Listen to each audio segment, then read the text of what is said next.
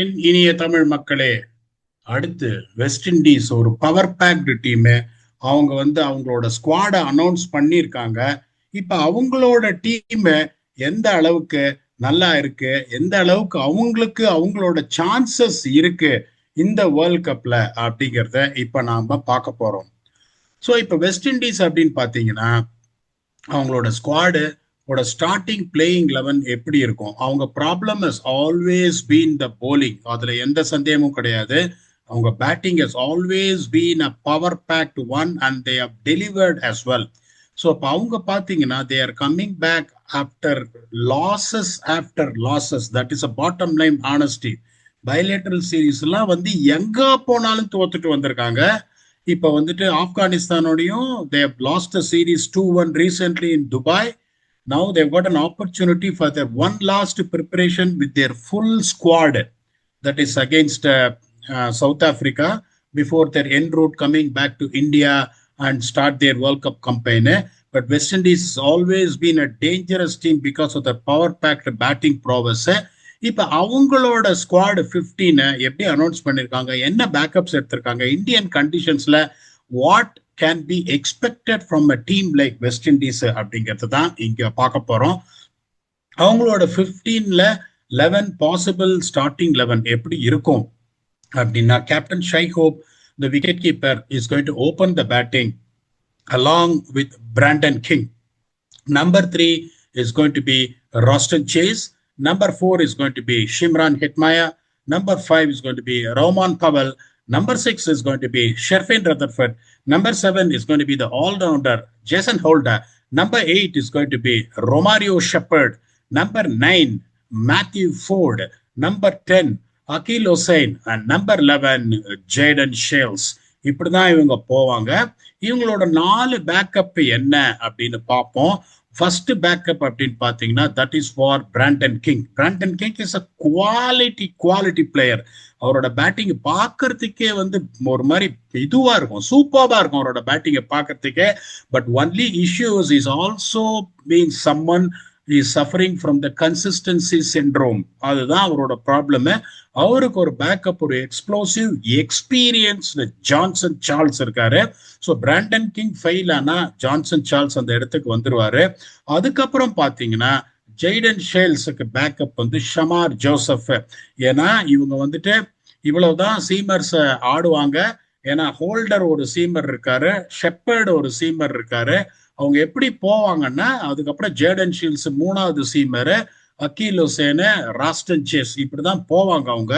அவங்க ஜேடன் ஷீல்ஸுக்கு பதிலாக ஷமார் ஜோசப் இருக்காரு. ஷமார் ஜோசப்பும் இஸ் அன் எக்ஸ்ட்ராடினரி டேலண்ட். T20ல ஸ்டாண்ட் அப் பர்ஃபார்மன்சஸ் கொடுக்கல. CPL Jayden Shields has bowled exceedingly well. He is also someone who can really bowl 140 kilometers at will. That is a language you have to use, at will. அவரால் 140 போட முடியும். ஒரு நல்ல product இந்த Jaden Shields. ஆனா 2 பேரு எடுத்துட்டு போக மாட்டாங்க. அவங்க எப்படி போவாங்கன்னா they are going to just beef up their batting.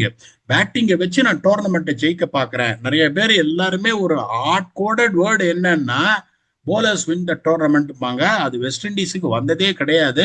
So they have to win it with their power packed batting, where they bat until number 10, that is Akeal Hosein coming at number 10. So Jayden Shields might start ahead of Shamar Joseph, or Shamar Joseph might start ahead of Jayden Shields. இன்னொரு backup பாத்தீங்கன்னா Gudakesh Motie might not start. Akeal Hosein ஒரு spinner, Roston Chase இன்னொரு spinner தான் அவங்க போவாங்க.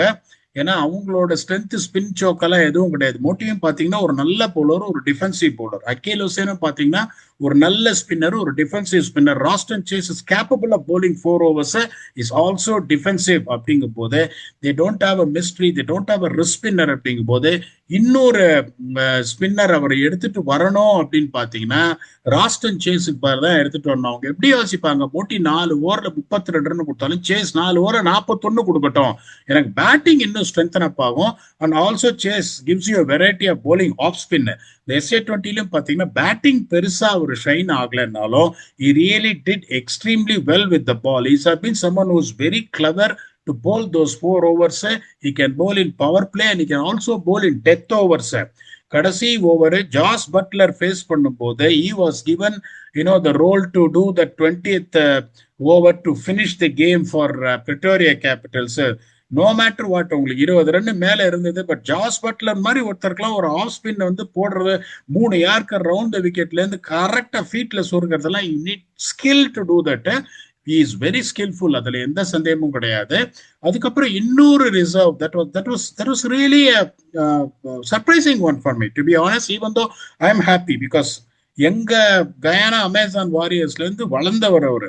அந்த last year வந்து CPL Guyana Amazon வாரியர்ஸுக்கு ஆடுற வரைக்கும் குவிண்டன் சாம்சன் அப்படின்றவர் யாருக்குமே உலகத்துக்கு தெரியாது. ஸோ கயானா அமேசான் வாரியர்ஸுக்கு ஆடினாரு, ஓப்பனிங் பேட்ஸ்மேனை ப்ரமோட் பண்ணோம், நல்லா ஆடினாரு. Then he got a call up for T10 League for Royal Champs. He did reasonably well, if not great. அதுக்கப்புறம் பார்த்தீங்கன்னா then he had a chance to make his debut in the recent series against Afghanistan. ஒரு match ஒரு 30 run அடிச்சாரு. Is a very good player, but it's still got a long way to go. அந்த selection மட்டும்தான் எனக்கு கொஞ்சம் சர்ப்ரைசிங்கா இருந்தது. even though I'm happy for Quinton Sampson. ஏன்னா அவர் எங்கேயுமே ஆட முடியாது. அன்பார்ச்சுனேட்லி அவர் எங்கேயுமே ஆட முடியாது. ஏன்னா உங்களுக்கு ரோமான் பவலுக்கு பேக்கப்னு சொல்லலாம். ரோமான் பவலுக்குலாம் பேக்கப்லாம் கிடையாது. Selects himself. ஹெட்மயர் ஒரு லெஃப்ட் ஹேண்டர், ரதர்ஃபோர்ட் ஒரு லெஃப்ட் ஹேண்டர், அங்கேயும் உள்ள வர முடியாது நீங்க.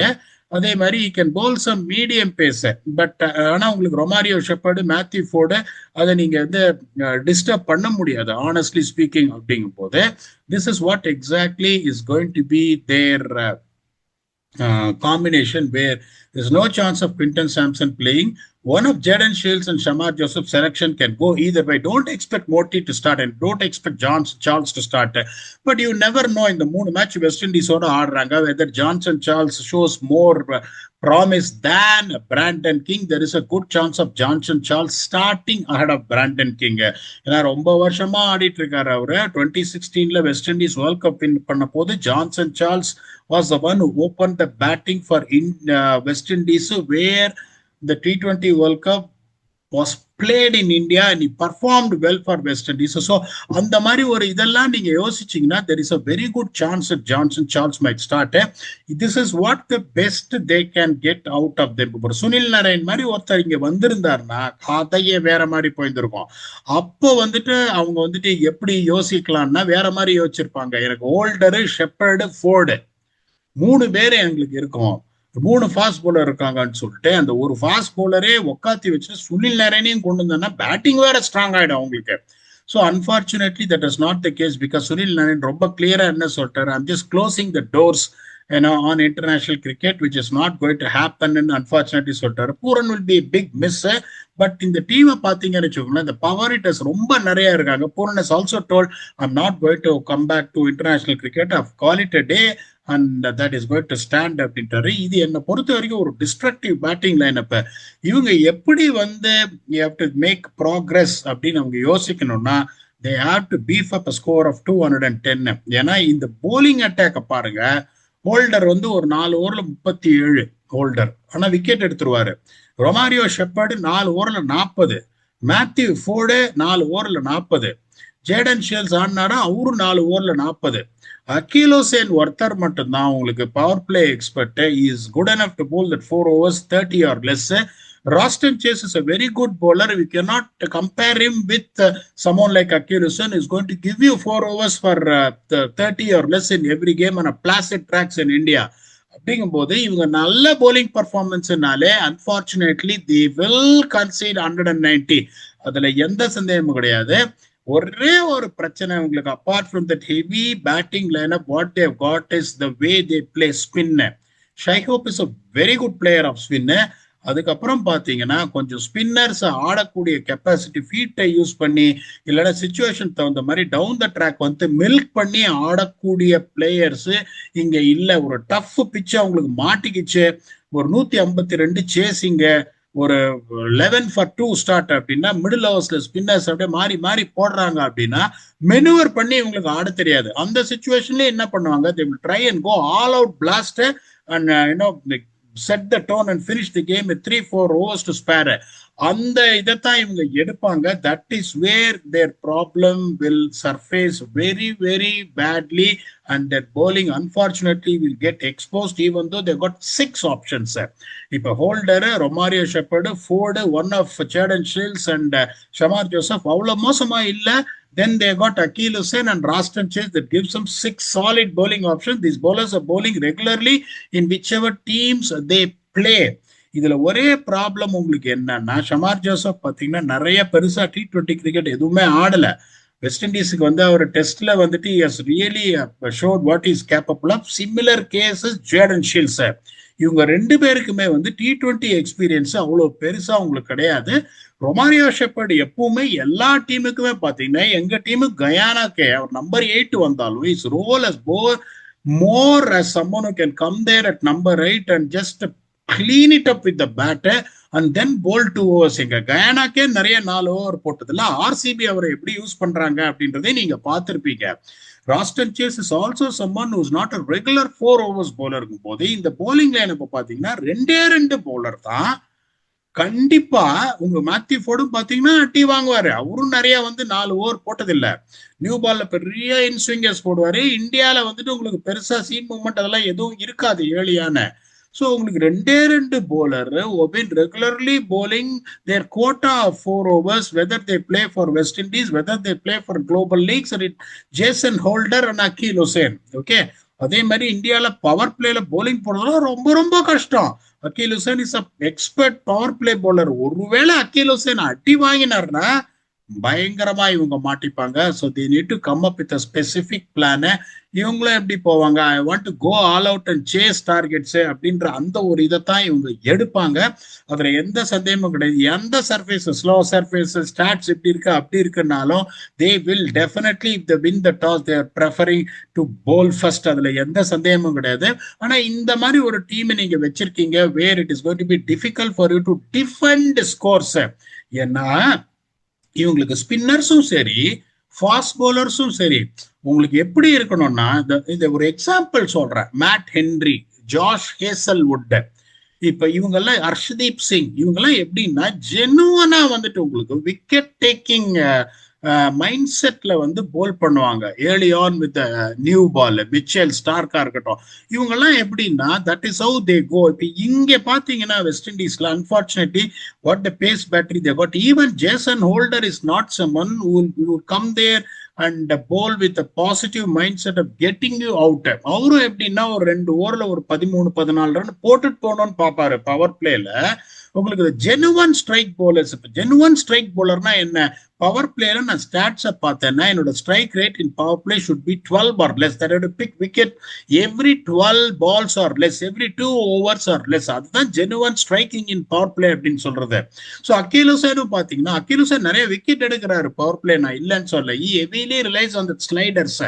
ஓகே, மற்றபடி அவளுக்கு வேற இந்த கேரம் பாலோ எதுவுமே சாய் கிஷோர்லாம் போடுற மாதிரி ஒரு left arm spinner, orthodox spinner போடுற கேரம் பாலோ எதுவுமே அவருக்கு வேரியேஷன் எதுவும் கிடையாது. அவருக்கு சகிப் அல் ஹசன் சைனமேன் போடுவார், அதுவும் கிடையாது.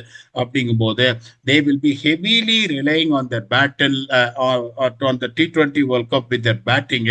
ஒரு குட் நியூஸ் அவங்களுக்கு என்னன்னா, குட் நியூஸ்ன்னு சொல்லக்கூடாது, இப்போ அவங்களுக்கு வந்து பங்களாதேஷ் வந்துட்டு unfortunately is not going to make it to the world cup, has been replace by Scotland. So இப்போ பங்களாதேஷ் வரல, ஸ்காட்லாந்து கொஞ்சம் வீக்கா இருக்கும். எந்த டீமையும் T20 கிரிக்கெட்ல வீக்கா இருக்கும்னு பேப்பர்ல வச்சு சொல்லவே முடியாது. அதுல எந்த சந்தேகமும் கிடையாது. ஏன்னா ஆஸ்திரேலியாவில் நடந்த வேர்ல்ட் கப் T20 வேர்ல்ட் கப்ல West Indies was beaten by associate nation teams and they failed to make it to the main draw. Okay, Ireland அப்படியே ஈஸியா அடிச்சுட்டு போனாங்க அவங்கள. ஸோ அவங்களோட குவாலிஃபிகேஷன் வந்து அவங்களுக்கு போச்சு. அப்படிங்கும் போது அதை எந்த டீமே எடுக்க முடியாது. But West Indies are definitely expected to sail smooth into super eights. Super eights வரும்போது தான் இவங்களுக்கு ரியல் டெஸ்ட் பிகின் ஆகும். இந்த பேட்டிங் பீஃப் அப் அந்த ஃபர்ஸ்ட் ஸ்டேஜ்லயே வந்துட்டு இந்த combination with batting heavy theory formula can work out for தம்ன்றத அந்த ஃபர்ஸ்ட் ரவுண்ட்லயே உங்களுக்கு ஆன்சர் தெரிஞ்சிடும்.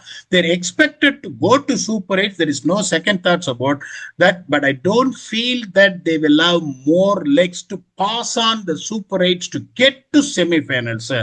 ஏன்னா இந்த பேட்டிங் லைன் அப்ப பாருங்க பயமா இருக்கு. Honestly speaking, Shai Hope is a match winner, Brandon King can destroy you, Roston Chase is a very good batsman, clever batsman.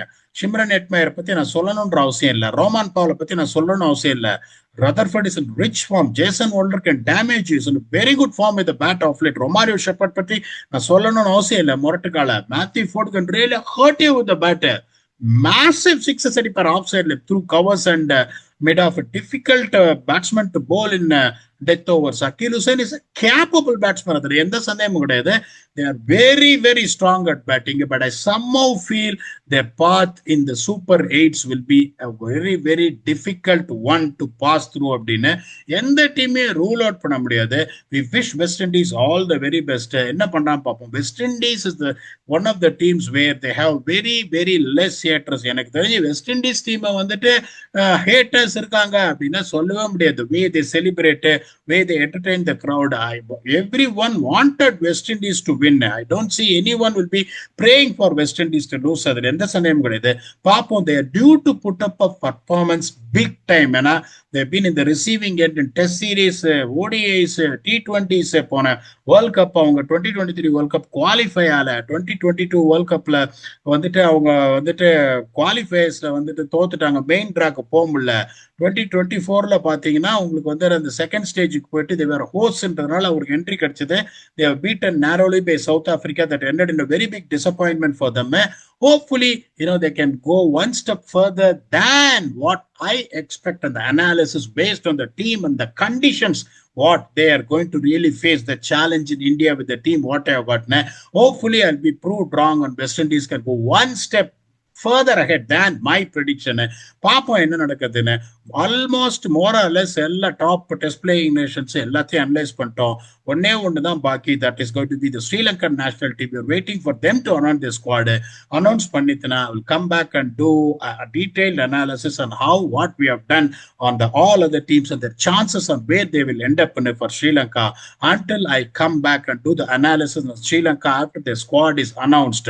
Thanks a lot from your favorite channel, P Dog Speaks. Until I come back and entertain you, thanks a lot and bye-bye.